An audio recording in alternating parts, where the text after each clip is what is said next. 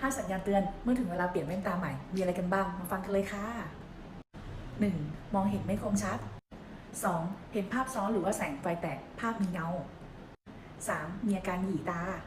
4. มีอาการปวดตา และ 5. เลนเป็นรอยหรือว่าเลนลอกนั่นเอง แต่ไม่ว่าจะเป็นอาการอะไรนะคะมองไม่ชัดแพ้แสงแสบตา